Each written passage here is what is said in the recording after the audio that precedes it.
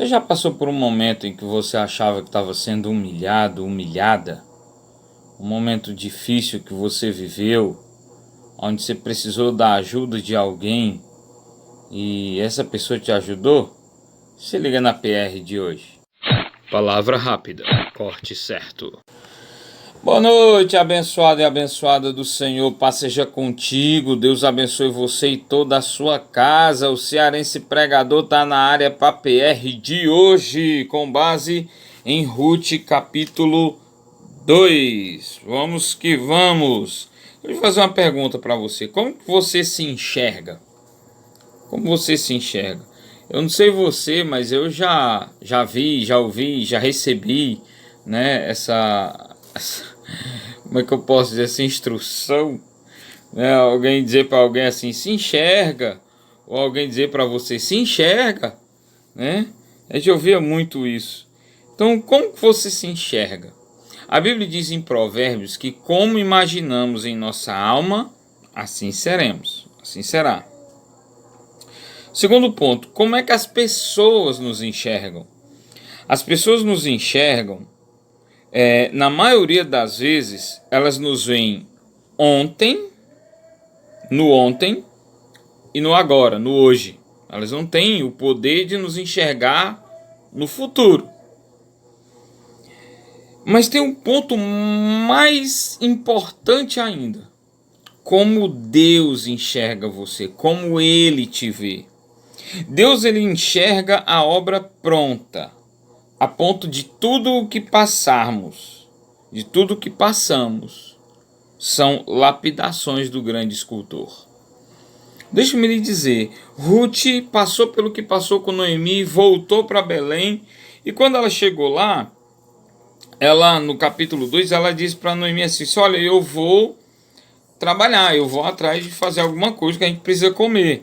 Então eu vou para os campos, vou atrás de colher espigas, porque em Levítico capítulo 19, versículo 10, está escrito lá, assim, que Deus ordena aos colhedores, né, aos ceifeiros, que não apanhem, ouça bem, não apanhem as espigas que caírem, as uvas que caírem da colheita. Aquilo dali ia ficar para o pobre e para o estrangeiro. Então eles não podiam pegar. Só que da mesma maneira como as pessoas são diferentes no cumprimento de certas leis, assim também eram diferentes na época de Ruth. Ruth, Noemi, na época do Antigo Testamento eram diferentes. Então assim, existiam aqueles que não obedeciam a regra, que colhiam aquilo que caía, que tomavam cuidado, que fechavam todas as brechas dos seus carros, dos seus sacos, que não deixava escapar nada, né? Tinha aqueles que deixavam escapar de boa, com alegria, porque sabiam que Deus tinha mais para eles do que para aqueles que estavam colhendo as migalhas daquilo que caía. Como tinha aqueles que maltratavam e humilhavam aqueles que estavam colhendo aquilo que caía do chão, como se aquilo fosse ruim. Eu ouvi um certo judeu dizer que se você tem uma manga, se você tem uma mangueira e nessa mangueira a manga cai no chão, certamente há alguém pobre, necessitado, perto de você que está precisando daquilo. E aquela manga é sua até está no pé, uma vez que caiu não é mais sua. É como o grão ou a espiga de trigo que caía dos ceifeiros, né? Então assim, preste bastante atenção. Ruth chega em Efrata, lá em Belém, e vai trabalhar. Ela não sabia onde, ela não conhecia ninguém, ela não era dali, ela não sabia quem era quem.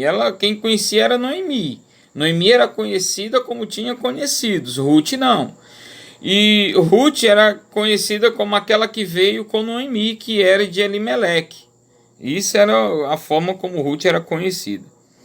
Então ela para numa propriedade onde eu creio eu que o Senhor a conduziu até lá, porque ela honrou a sua sogra Noemi. Então ela para num parente de Elimeleque, Boaz, um cara rico, um homem rico, muito rico.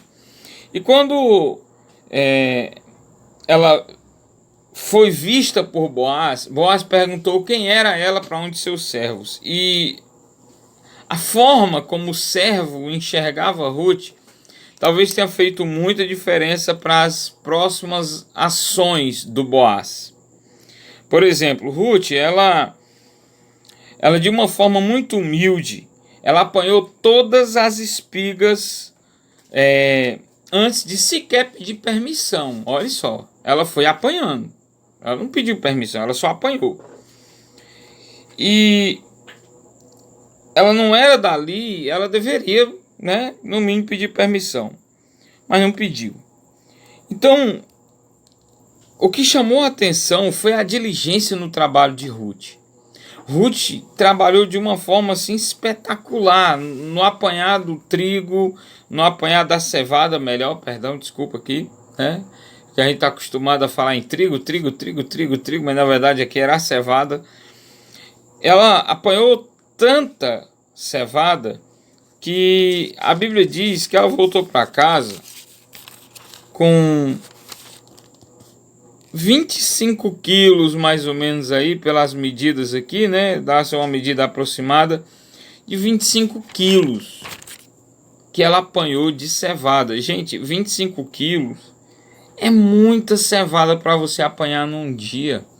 E outra, ela não estava apanhando do pé em pé, ela estava apanhando embaixo no chão. Ela tinha que ajoelhar, ela tinha que abaixar para poder pegar. Você já parou para pensar que a provisão que vai te dar escape para a sua vida é uma provisão que você precisa baixar para poder pegar? De chegar mais perto do chão e lembrar do que a Bíblia diz lá em Jeremias, lá em Lamentações: põe a tua boca no pó, pode ser que assim ainda haja esperança, né? E Ruth fez isso com diligência de manhã até a tarde. Quando Boaz viu, ela não tinha nem almoçado, gente. Foi quando Boaz chamou ela para almoçar, para comer alguma coisa, e deu de comer a ela e recomendou. Não sei se ele já estava apaixonado por ela, não, porque a gente sabe que no final de tudo eles acabam, né, se relacionando. Mas ele deu uma força para ela, vai. Ele deu uma força para ela. Quer que eu te dê uma curiosidade bíblica? Na época dos juízes ainda era o tabernáculo móvel construído por Moisés no deserto. Porém, na época de Salomão, ele construiu o templo, né? O tabernáculo, o templo fixo, né? Já não mais tabernáculo móvel, mas o templo fixo.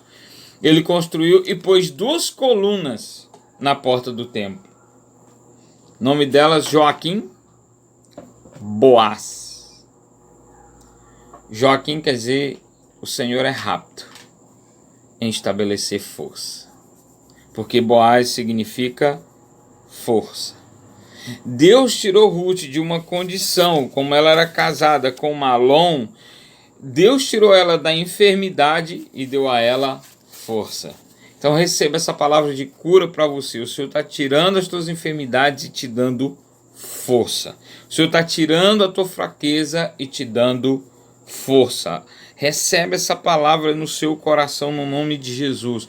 Porque quando a gente abaixa para pegar de forma humilde, vivendo a cada lapidação do grande escultor, lá na frente a gente vai ver a diferença que esse processo vai fazer na nossa vida. Porque quando eu, que não tenho noção de escultura, chego diante de uma pedra, eu vou dizer, é uma pedra, mas um escultor experiente que já fez esculturas, ainda que não seja afamado, quando ele olha para aquela pedra, ele pensa: não é uma pedra, é um cavalo. E ele vai lá e esculpe aquele cavalo que ele viu, mas ninguém viu. Por isso que eu perguntei para você: como que você se enxerga?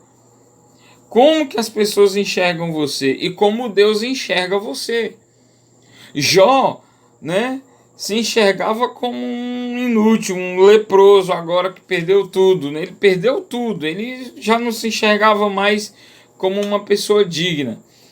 E os amigos de Jó o enxergavam como um pecador que merece passar por o que estava passando, mas Deus enxergava Jó de uma outra forma. Então, como Deus enxerga você, ainda é mais importante do que a maneira como as pessoas enxergam você, e ainda é mais importante do que a maneira como você se enxerga. Ruth não sabia o que para ela estava preparado. E o melhor de Ruth, o melhor que aconteceu a Ruth, não foi o Boaz mais na frente casar-se com ela. O melhor que aconteceu a Ruth foi ela fazer parte da genealogia de Cristo. Somente 4 mulheres estão descritas na genealogia de Jesus. Só 4. E Ruth é uma das tais. Tudo porque ela passou por um processo com humildade. E nós precisamos passar o processo com humildade. Eu tenho um livro escrito onde eu falo sobre essa questão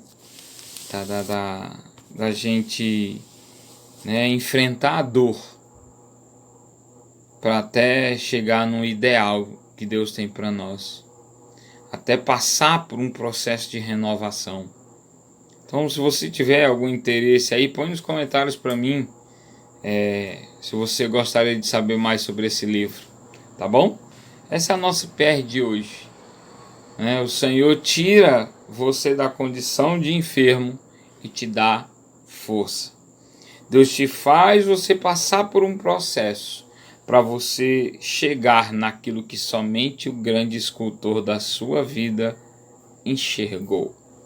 Então, que Deus abençoe você, faz o combo gratuito completo no nome de Jesus. Essa palavra abençoou você, então lança a bênção para mais alguém, porque aí a bênção vem dobrada sobre você, porque você foi abençoado porque ouviu a palavra, e você vai ser abençoado porque semeou a palavra. Então curte, comenta, compartilha, nos segue no Instagram, nos adiciona no Facebook, se inscreve no nosso canal lá no YouTube, ativa o chucalinho aí do lado para quando o Cearense Pregador botar um vídeo, esse chucalinho aí chacoalhar e avisar você, olha, tem vídeo novo.